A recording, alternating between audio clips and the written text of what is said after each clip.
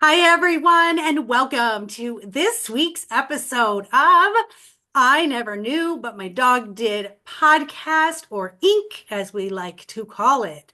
I am Maureen Scanlon. I am a master life coach. I am an author, an entrepreneur, and as you know, a podcast hostess with the mostest. No, I'm so excited. My guest today has already raised my energy level as if it's possible to an 11 out of 10.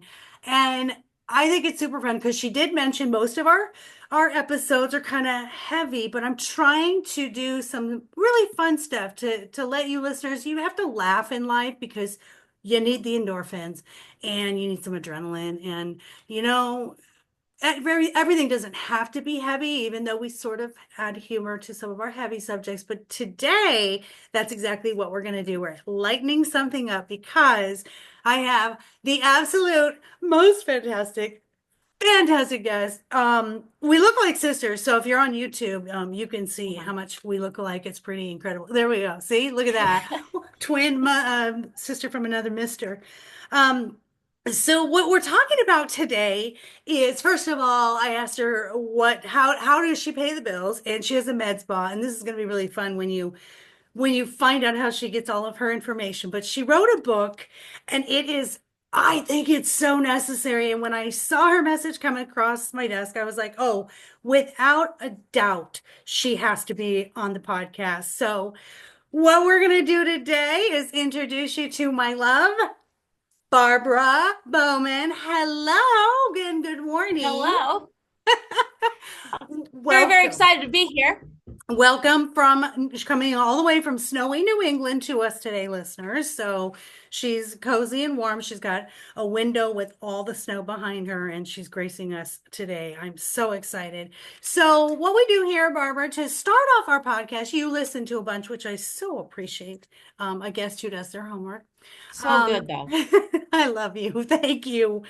What we do is we start off by saying, kind of what was your knee story or what was the moment that gave you sort of this epiphany that you needed to address this topic and write a book about it that you felt this humanity needs to know this thing because I think authors write because we think humanity needs to know what we know.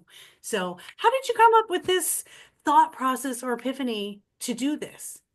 I had so many personal frustrations with people who I thought would have been there when I went through different varieties of people and pets and relationships passing on. And it was so disappointing. And then when clients of mine would find out, oh, oh yeah, you had a death in your family. Guess what happened with mine? And then they would just tell me story after story after story. And I would say, and they say, you just got to know this. And I just want to tell everybody that it is okay. This is what to do. How come people don't know? How come people don't know? Why the frick do people not know what to do? Why is this so hard? And people said, you should I should write something. They go, you should. And I said, well, okay. So this And is then I did. what we're referring to, listeners, is the fact that she wrote a book about what not to do at funerals. And she was saying off air before we got on that she gets her information from her clients because they have very intimate services from her. And I say, just like a hairdresser, or like you said, a bartender, when you're doing intimate things, people tend to trust you because if they didn't trust you, they wouldn't let you do the intimate things that you have to do True. at a med spa. So that is what Well, we are referring to. and also these treatments aren't real quick. I mean, it's not like a bartender coming in and serving you a drink and you're talking. And even if you know the guy, you're usually in earshot with someone else. The same thing with a hair salon, even though it may be your hairdresser for 30 years and they may know what's going on, it's still going to go usually fairly quick just to keep the other people in the room comfortable. But if you're doing like hair removal on someone's bum hole, or you're looking in their ears for some weird barnacle they don't want to tell anybody about that's on their shoulder, you've been there for some while. And once you get people's clothes off, you're family. Um, and and that's a very intimate, environment. And really anything and everything will kind of come up. personally, I'm pretty open, and we stay very non-judgmental, not only just as part of the job, but just as kind of my life and my personality. And so the things that people tell me can be pretty heart-wrenching, pretty hilarious, and very, very, very private. Um, and there was just an ongoing plethora of complaints and heartaches and tears and anger from people around what would happen when one of their loved ones died. And Wow. relationships were lost, and people were just dumb or scared. Hmm. And they just really wanted someone to say, "What do I do? I How feel do like I you're handle a this?" I feel like you're a grief coach. I really do. I feel like, in a sense you're listening in a way that other people in their lives are not listening. And I was because when you were saying the stuff that they tell you, I mean, as a coach, my gosh, there's things I know about people's lives that they definitely don't share with anyone because I think we're third party. We're third party people that don't have a emotional investment in their lives. I am the person, and you're totally gonna, I know you're no judgment, but you're totally gonna understand this. I'm the one that makes jokes at a funeral. Is that bad? I think it's because I'm nervous and I think emotionally charged. I think when it comes to death, I think we don't know how to handle it, and it's why we do stupid things. Is that a common thing? Uh, I would say it's definitely common. And I would also let you know that it's normal and it's okay. Because when things get too heavy for me, I'll crack a joke. And I just can't help it. That's how my brain works. You always have there's always one pathway open for humor all the time. And so it's not, and actually that can be a real benefit to other people that are around. It's just when and where. Those are jokes that are done quietly, not during the service. Hold it. If it's really good, hold it. Someone will need it. Okay. So it's not something you're going to do in the front of the receiving line, because it's probably something you would do outside, maybe while you're going from one location to another, if that may be the case, or Mhm. something you could share later. You're not going to share it on social media, and you're not going to share where there's going to be a huge, if it's too good, be careful. A huge group of laughter in the same room in a corner when someone is having, a big ugly cry Oh seems no. very insensitive. No. But in the path of making light and loving the person that's there and remembering maybe something they did that was really funny, you know, these are healing. This is how we heal. So it's just taking that wonderful ability that you have to make people laugh and throwing a wider net of consideration out on it. And Yeah. then not thinking at all that it's bad, just saying, yeah, I got to hold that. We got to talk later. Because it will probably, if you're with people who love you and know you, they're going to expect it, and they're going to go to you for it. So don't feel That's bad, just wider net of compassion. Well, and that's exactly it. And I think it's because I feel so much as an empath that I don't want people to be sad and hurting. And so my go-to, obviously, that's why I became a coach, is to help you through whatever you're going through. And sometimes it is just laughter, just lightening up a situation. Like, for instance, in coaching, when someone has something super heavy and they bring it, and I'll go, so what's the worst thing that can happen? And all of a sudden it like takes away all the intensity. So it's kind of like that. And you're right, at a funeral, I'm not making fun of people who are crying or whatever. I'm more like self-deprecating humor. Oh, sure. Oh, sure. As you say that, I think of at least three jokes in my head right now around funerals. But here's the thing. What we should point out is one thing I didn't put too much into the book, and probably should have, is that might just happen. What if it does happen? What if you went wah wah and the person next to you was me and I went, ah, oh, sorry, shit, and brought attention to myself, which I don't want. How do you recover from these moments? Is you don't leave. You just, do a pardon me. And when you get to the receiving line, when you get to these people, you apologize. Just own it. Just go, we just thought of, let's say it was Uncle Joe, who always at Easter always put jelly beans up his nose every Easter, you know. And so you said, I wonder if he has a jelly bean up his nose. because you were the kids went through that. Now, if you shared that story with them because you honored him and you're honoring your memory of him, we were just thinking of how much we loved Uncle Joe. I shouldn't have, no air quotes with love. We were just thinking of how much we really loved Uncle Joe, and we're remembering about that. And I apologize, if that was inappropriate, but we miss him so much. Bring it Yeah, back to the honoring the deceased, honoring them, and then it's gone. It's love over. that.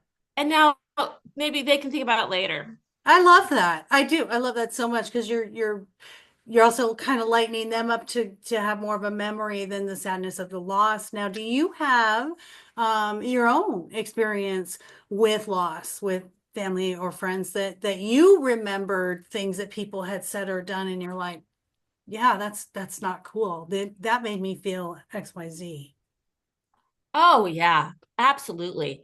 And the deeper the grief, the more um that those comments will affect you. Mm. So if it's just a coworker, someone might say something, it's not a big deal. And if you've lost if your mom is your best friend, that's two grieving experiences in one. If you lost a child, it's another grieving experience. So what I think that I've had along the way are people who want to be sensitive and say something like, "Oh, how did they die? Okay, I haven't seen you in 3 years. Why are you asking me? Yeah. You found out they died. Uh, well, you have a pet. Well, you'll just get another one." So there's some of these things that people, oh, well, he was really old, your dad. Oh, I Oh, hate it's that. probably okay because he was, how old was your dad? I never answer the question when someone, oh, your parents alive? No. Oh, well, how old was your dad? It's not who cares? Right. It's not. So there's a lot of questions that I've gotten over the seasons of dealing with different types of grief. And I think what's really important for listeners to know is you're going to get those. People just don't know. They haven't read the book, so they don't know. And so they want to say something, and they come up with a curiosity instead of a compassionate idea. Ooh, I like It's very that. hard to understand that the idea of curiosity and the idea of compassion aren't on the same. They're not a teeter totter. One is up, one goes down. It's really just about compassion. Um, and we also need to be compassionate towards those people and realize, and it's very hard as the griever, as the deeper the grief, the harder it is to have any compassion towards them, um, and to say they don't know. And I've had to say, that's just poor conversation at work. It's not something I discuss at work. Let's Wow. talk about something that's more positive. Nice. And Nice. that's because we unfortunately, who are going through something they don't know and haven't experienced, end up having to train the world, it seems like, on what to say and what not to say. Yeah. And most people don't have the emotional bandwidth at the time to do that. And so they just go, he's a fucking asshole. I'm out. I'm done. Can you believe what she said? And I thought, she's 25. She just didn't know what to say. But Yeah. most people don't have that bandwidth at the time. And there's a lot of, forgiveness later on for some of that stuff. And just go, well, they tried. They You missed, know, but they tried. some of the go-tos that I used to say, and I interviewed someone who became a widow very young. Her husband, it's one of my earlier episodes. Her husband went on a business trip and he ended up dying of an aneurysm in a hotel room, and she had two very young boys. And she gave me some tips of what people had said that she's like, it wasn't helpful, Maureen. And one of the things that stuck with me was when people say, I'm so sorry for your loss. And that sounds like the go-to. That sounds like, okay, that's what you should say, but what are you sorry about? So I've started saying, my heart hurts for you. I can't imagine how painful this must be. So I'm saying, Excellent. I empathize with you. I'm holding space for you, but I'm not saying I'm so sorry for your loss. I don't, just the go-to things that people say, But again, we're human. Sometimes we're just awkward. Humans are so freaking awkward anyway I know we are. about everything. You know, you I talk about know your we're gosh, so cute, but sometimes we're not. sex, And death. then I mean, you name it. We're yeah, just weird about certain things because I think a lot of it is just now that I think in this time and space, we're now beginning to be able to be transparent and open and honest. And I think a lot of us were raised like, you don't talk about those things. You don't mention those things. Don't say anything about her husband dying. Or I love when you said, well, how old were they? Oh, they lived a long life. My grandma died at 94. She was my best friend forever. My dad was an only child. Mom's family was in another state. It's all I had was my grandmother and grandfather, and my grandma was my best friend throughout my entire life. I don't care if she was 94. It hurt when she was gone. And she even had Alzheimer's for the last few years, which felt like she had left me, but it still was impactful when she finally transitioned. So I love that you said, well, how old were they? As if there's a time marker that it's not sad if they're over 50, then you should be fine with it. right. Or if they were ill Yeah. for Yeah, a you had while. time to prepare for that, right? Yeah, but you don't. You Oh, really don't. It can be considered an extenuated long grief, but at the same time, once it happens, it is different. And but people can only speak to you based on their own experience. hmm. And what you said, if you don't mind me circling back around to it, Sure. was perfect because Okay. it's perfect. If you're in a receiving line and you don't know what to say, you can say, "I'm sorry for your loss."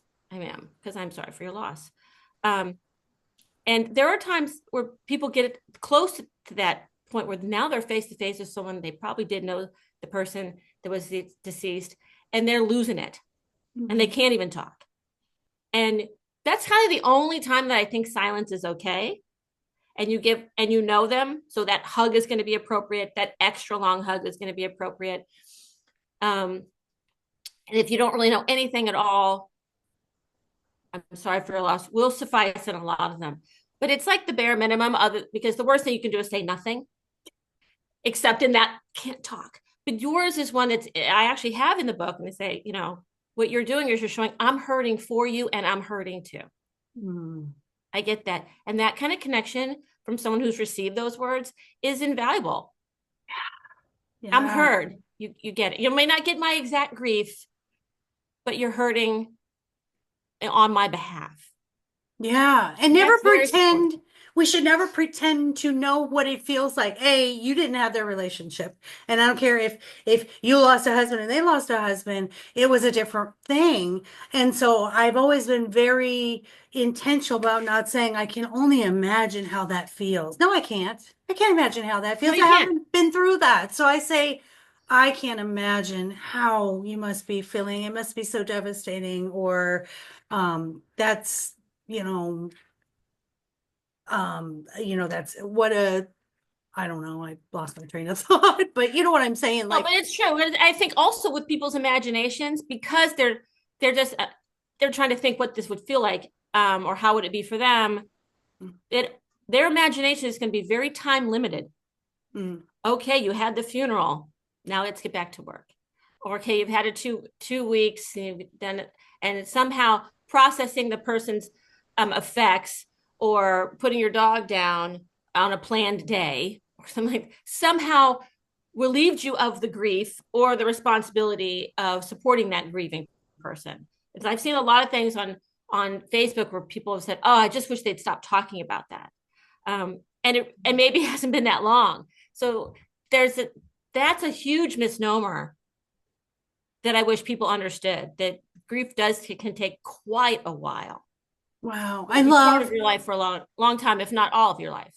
I love that. I absolutely love that you just said that. And I love that you keep including the pets because anyone who has a pet who has had any kind of a bond with a pet, it's funny, there's a definitive line between non-pet people and pet people. And You know, I still to this day, I miss my buddy. I have in this room where I do my podcasting, I have a little section over here where it has this ashes and it has this little paw and it's got crystals. And I miss that dog like, and I've had many dogs, but this one, Brody was my buddy. He was just my buddy. And I miss that dog every single day. And when people say, and we do have another dog, we adopted my daughter's dog.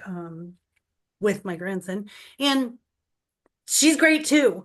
But it's not like, oh, you It's not the lose same relationship. yeah, or You can you have a lose lot of friends, but you don't have a best friend. right, or you lose your husband, you go replace him right away, and it takes away all the pain of losing the first one. That's not how that works, and it's no No, different. unless you didn't like the first one. Well, Sorry, true. that Or would you murdered them. One, be like hoping. pretty Yeah. certain there's no, They died sad. 3 days before the divorce. Sorry, that's really ugly. Sorry. It's still bad. It's still bad. Still bad. You know Still what? sideways. Listeners, you do understand our humor here, and you guys know that I'm a true crime junkie, so of course I'm going to throw murder in there. But no, that is such a fantastic thing that you do include the pets.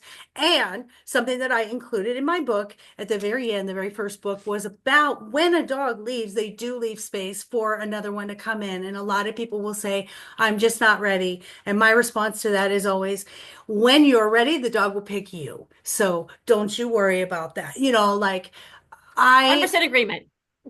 right? It's just how it happened. They just fall in your lap. I've never picked a dog ever. The dog has always picked me. It's somehow fallen in my lap. Someone bought it for me, or someone abandoned theirs and I took their. I've never picked a dog for myself. And those Um, are the best dogs, though, the ones that come to you, the ones that your previous dog said, here's a dog for you. It's not absolutely. me, but it's going to be a good one. When those dogs come into your life, they may not be the breed you expected or at the time you expected, but you'll have an instant bond with them. And you feel like there's a sideways connection. There's, a little bit that your dog is with them or in them to some essence of your other dog is with them. And it's almost like they knew each other and said, hey, I have an owner for you. Oh my gosh, I can't believe you just said that because my husband and I just had this conversation that so I can make this more visual. So this is the first puppy that passed. So Brody, this guy right here, he Oh, passed. He was my buddy. And then we still have Jade. Okay, so that's first book number one. Brody passed. It was cool. He waited for everyone to come at Christmas. We had a veterinarian come and put him down while everyone was mm. there. I know that he waited till his family was there. Well, we replaced with this one. And this was my Okay. daughter's dog. I And like that so dog. my grandson came to live with us and this is Callie. She came to live with us as well. And it is the most bizarre thing. She has taken on all these characteristics that Brody had, and especially when it comes to the Chihuahua Jade. She has taken on like his characteristics, things that he did that she wasn't around for. It's just the most bizarre thing. So that you said that just like made me like jump out of my skin because that's the fun about it is we don't know beyond the veil. So I'm a medium, so I can understand. I have a lot more peace when it comes to when your loved one's passed, that they're still with you. And I can share that with people when I do readings, and it brings so much comfort. Whether you believe it or not, guys, you all have the ability, the psychic ability. Sure. And if you want comfort, I can say this. Those that I've done readings for whose family members have passed, after the reading, they had this peace. They had a peace knowing they were still there because for me to have the information without knowing their loved one, they knew that they were still with them and that there was no way to get that. Confirmation. Yeah. So So that's I feel just like your dog, your dog is bringing you confirmation because he's probably around going, hey, the treats are over there. If you sit like this, she's going to give you one. And I'm in 100% agreement with your philosophy. And I know that during these times when people are grieving, And especially with the loss, because I've never heard when there have been mediums or there have been spiritual moments, I have yet to have anyone tell me, or even my personal experience, that they came back and said, I'm unhappy. This is horrible. Or here's the numbers, here's the lottery numbers. You know, they never tell you what to do, and they never tell you that anything's bad. They just tell you it's okay.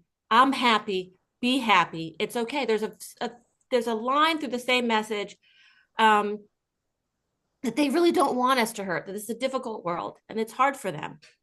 Yet there are times when people, regardless of their religious background or their spiritual beliefs, when a relationship is snatched from them, especially when it's either unexpected, too too young for what their hopes and dreams were going to be, a spouse hopes and dreams severed.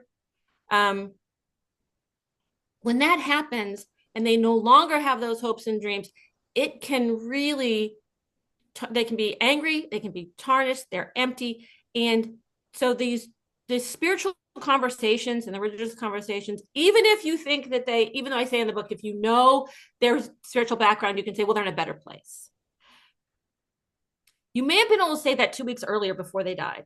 Yeah. And now the questions and the guilt and the confusion and the where is my space and how do I live my life differently now, because everything's going to be done differently without that relationship. Everyone has to go through that journey on their own and on their own time. Yeah. And as a supporter of people grieving, you really need to avoid your personal opinions on that, thinking it's going to be supportive. Yeah. I still do actually meet with a grief support group from Tragedy Assistance for Survivors through the military. And it's very interesting to me how even myself, when I would have a grief of a friend or another family member, the words, how are you doing? I took as okay. Mm. Once those relationships got much deeper and the loss was much greater, or to those people who it was sudden to, that can be a term where people go, I've heard over and over and over again. They go, why would someone ask me how I'm doing? Mm. That's been a shock for me. I'm kind of the odd man out on that. I was like, well, they're just trying to let you know they're thinking of you. And so a word to a listener, if someone's lost a child, especially of a child, or if they've lost their child and a parent has been lost, I would say, or maybe your husband, because you guys are like twin flames, you breathe together and that gives you peace when you're together. Depending on how heavy that relationship is, and you'll probably know it, don't be surprised if they snap at you. Mm. And that's okay, because they think the world should know how they're feeling and they don't. And you think you might know how you're feeling and you don't. Mm. So there's always got to be space for people to just, can I do that again? I really just want you to know I was thinking about you. Oh. I'm really just worried about you.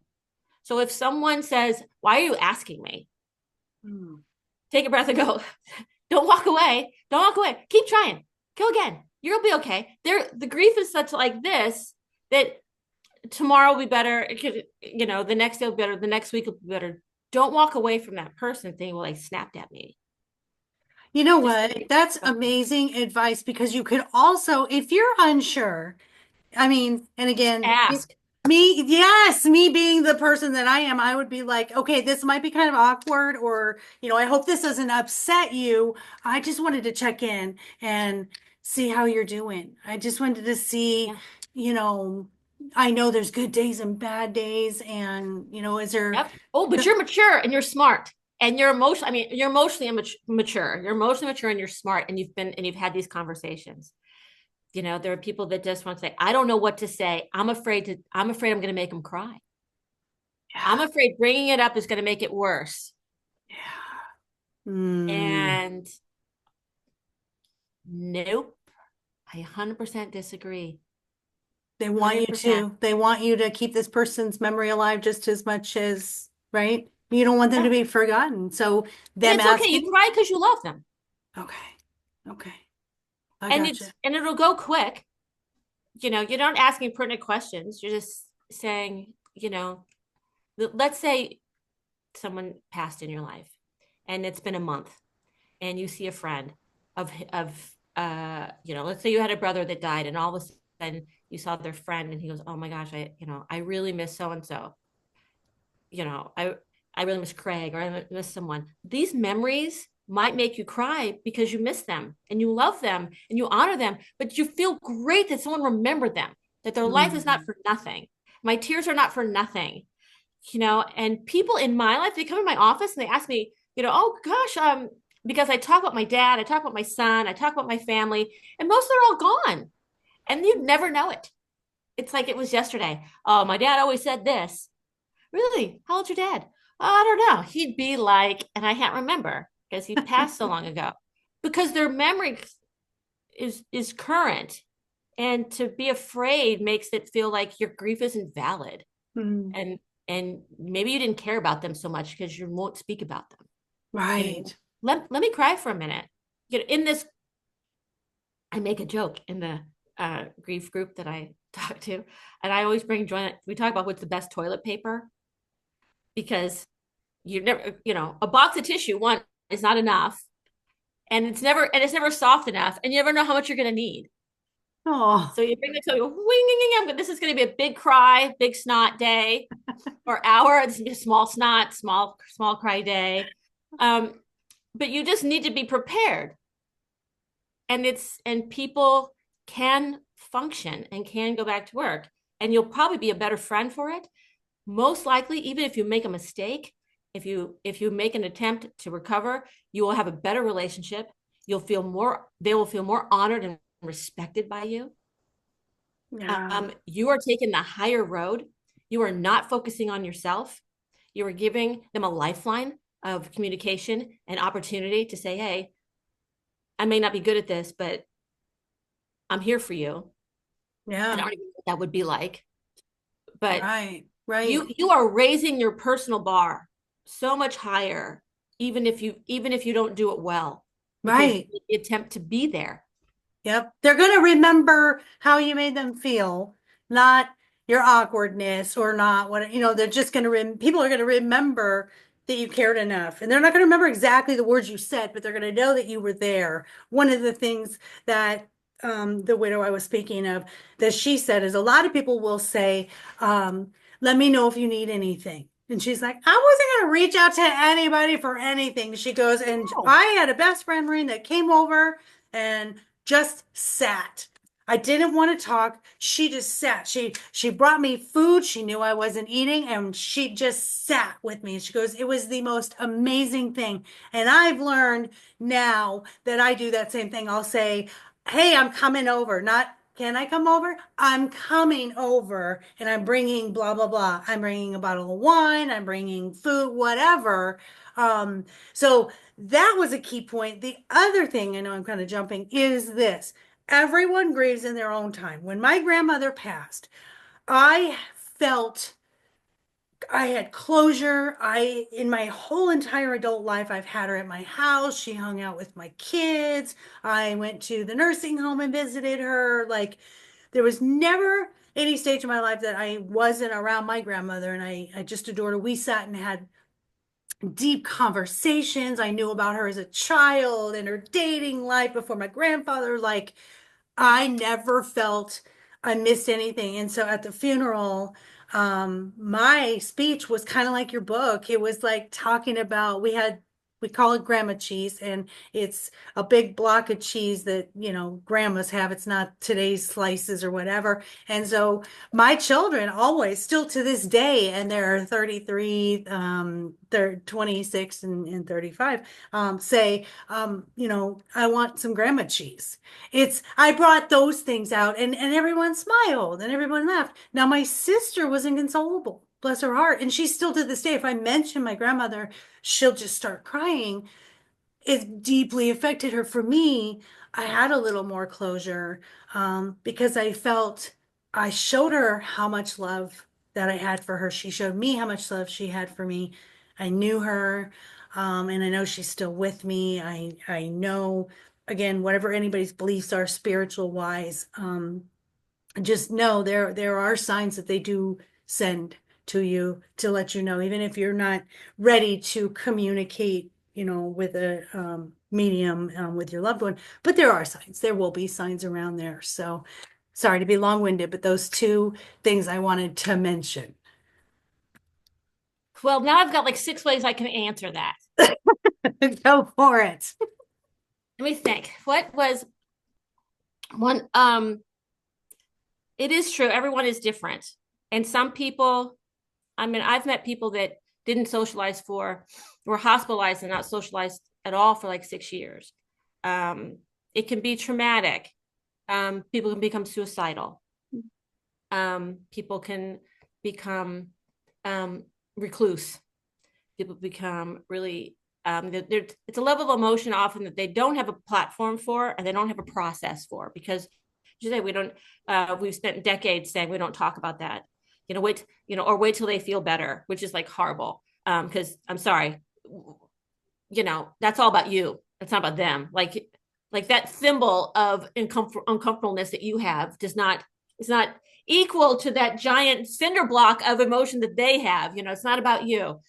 And so it really can be different for everyone. And that is really hard, not only for the griever, but the people that are grieving.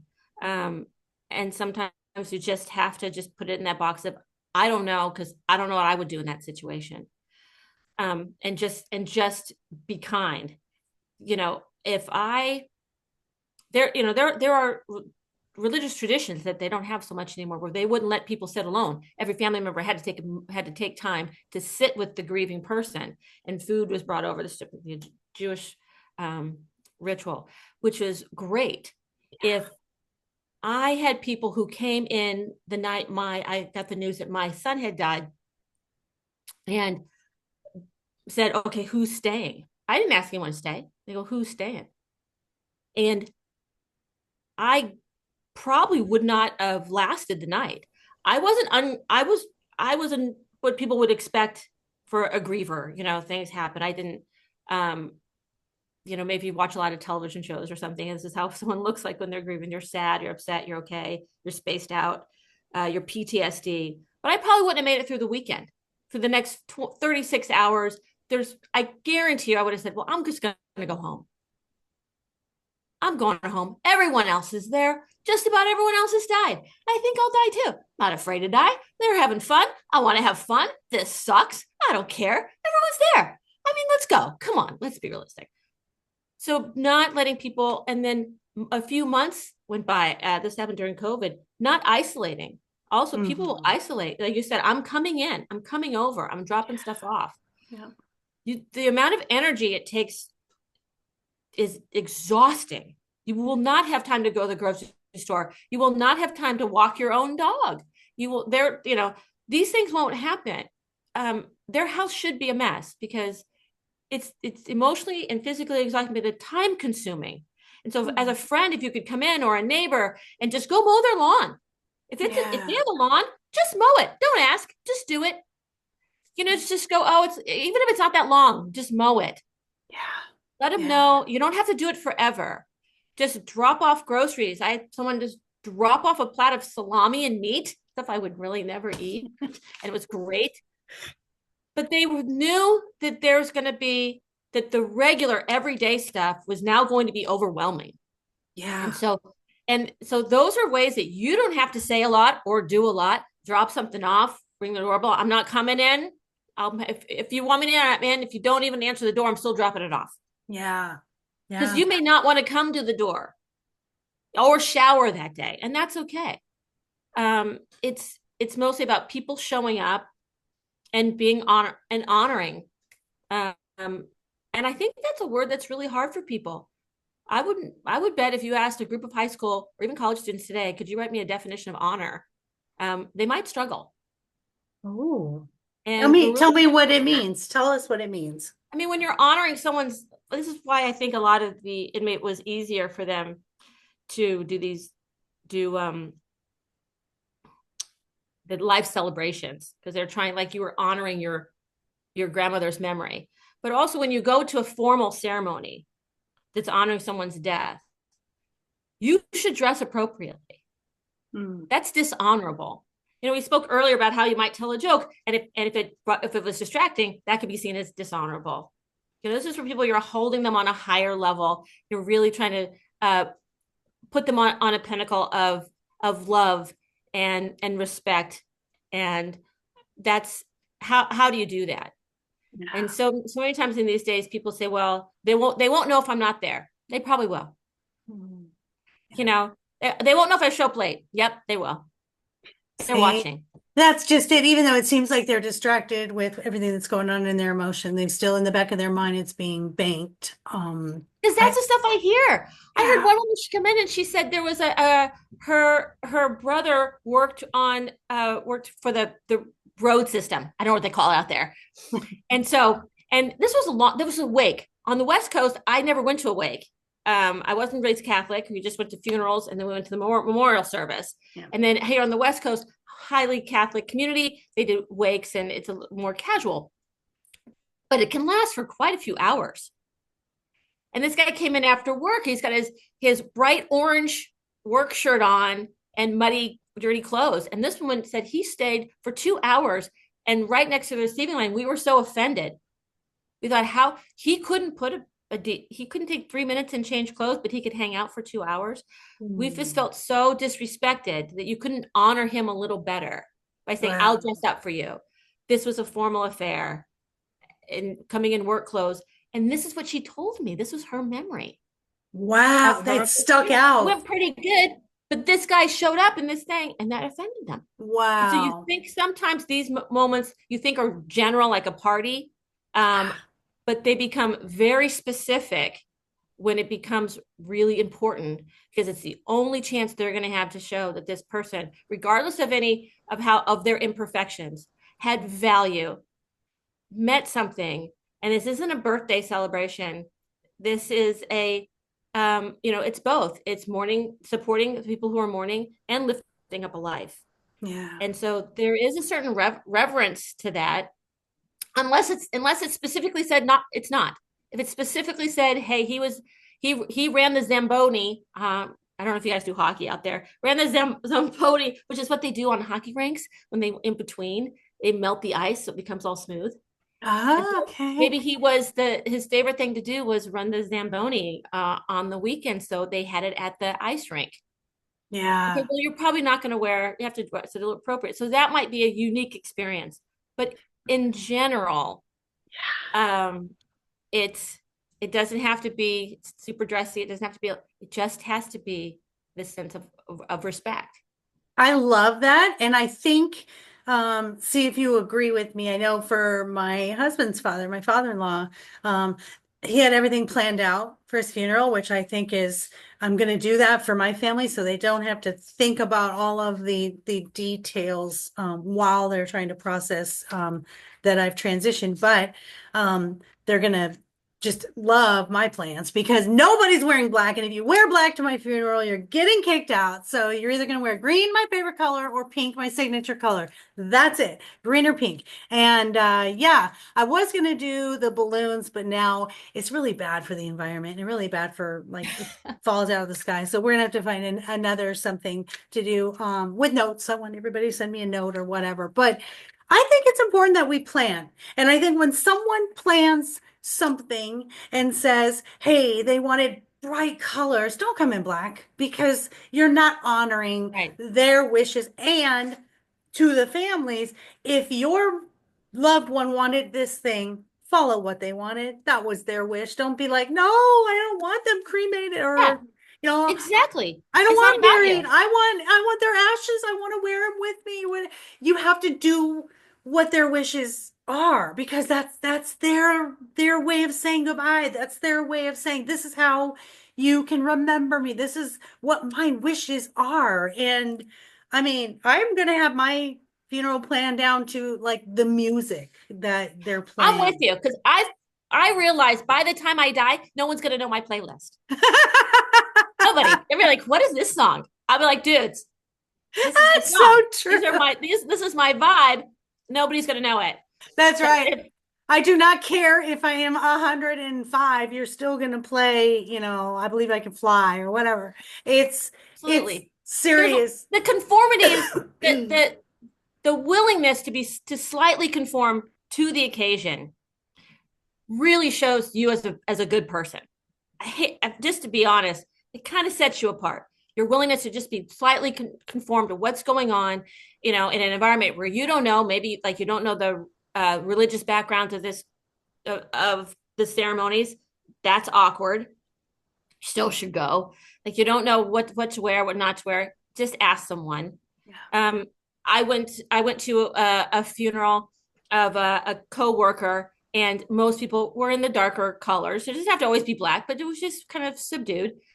And her two sisters, and I wrote about it in the book, were in floral sundresses because their mom was a huge, but a huge gardener. So they did it to respect her, and they intentionally did not want other people to do it Oh, because see? it was for them, for their small unit, for their family, and they Wow. wanted it to be the backdrop on the more somber colors. But if you're the individual and you say, "Well, she was in my garden club, I'm going to wear a super floral dress," you might look a little bit like it's about you. Oh, yeah. Their Yeah. family didn't even know you. They didn't know that. Mm. Do that when you go out with the garden girls and you all toast her with, margaritas and shots or whatever.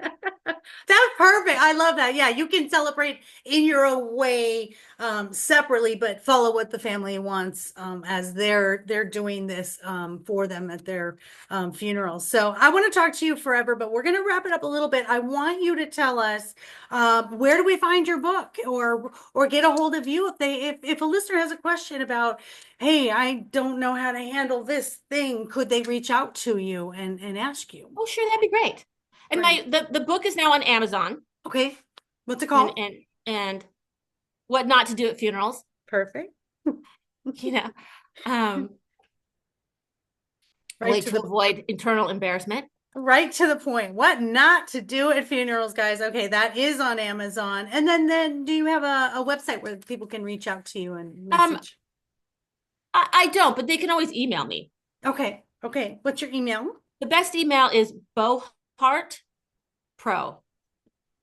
Got at it. Gmail. Pro at Gmail. Yeah. Okay. I will have that in the show notes. So I love all of it. You are just as fabulous as I knew you would be. We could You're talk longer. I know. I know. You're So many examples of really bad Jerry Springer stuff we didn't get to. we might And have to, bumholes. we might need to do a part two. I seriously, because I mean, I have so many more questions. But no, this was so great because it's such a taboo thing. People don't like to talk about things that make them uncomfortable. And so we have to talk about it. You have to read Barbara's book because she's going to really walk you through it. She has the experience, her own experience. She has it from talking to people. So, man, go to the expert, and she is the expert. So, And it's not a keep it simple, stupid thing. You just want to flip to it, know what to do. It's just here it is. People want the Google version of what to do. Just give me the facts, bottom line, and then that's really what it is. Not gonna it's not long stories of grief. It's very poignant, and hopefully it'll be fun. I can't wait to read it. And let's make sure, everybody, that you review it because as an author, I know how important that is. So when you read it, please make sure that you give her that 5-star review. So that helps her sales, and it helps, get get it up front more and more visual so she does get more sales. So on that note, what I usually do is I end things on a little lighter note, and I have segments that I do, and I'm trying to think what would be a good one for you. So let's see. Oh, I think this would be a good one for you. This one is called You're Very Welcome. And I want to know, what is the best gift you've ever given or received? Oh, easy. Does it have to? Would you prefer it to be around this topic? Oh, anything, whatever. Okay. That was the first thing So that popped into your mind. Give first it. thing, probably the greatest moment of gratitude I've ever had, and it will make me all cleft. Is that when I was much younger, and my son was young, and we just moved to New England. We kind of got dropped in here from California, And we went through a phase where we were on um, state services, receiving welfare, and went to the food pantry to get food for Thanksgiving. And they rescheduled my time to pick up my box because, it always comes in a box with all the canned goods. And that was back in the day when I don't think they checked the expiration dates. A lot of sardines. But nevertheless, they changed it. I was like, that's okay. And I'm working. We're trying to get our back on the feet with a 2-year-old by myself. And he was like, that's your box over there. And I go to get a box. There's no, and that one's yours too. And that one's yours too. And this is on a second floor. And every single step, all the way down to the base level, the ground level, was a box of food. And it was all diapers and paper towels. And it was like so much extra that it was just as critical for me. It was like, we didn't have a Christmas tree. We didn't have anything, and it was just, we were getting heating assistance at the time just to save these winners, but I didn't know anything about. And I've been so overwhelmed with the gratitude. And I said, why did you pick me? Why me? And he said, because you're not going to be here for very long. And I was like, the hope that they had in me. And he said it just so as a matter of fact. No problem, man. No tears on his side. And to this day, that was 30 years ago. And it will bring me to tears because it was just the overwhelming gratitude of someone who saw me for my potential, found what they could do and how they could do it, and to benefit me. Just that one extra box. There's like 8 boxes. I couldn't even. My pantry was overflowed, and I used those sardines. I swear to God, I did most of them. But oh my God.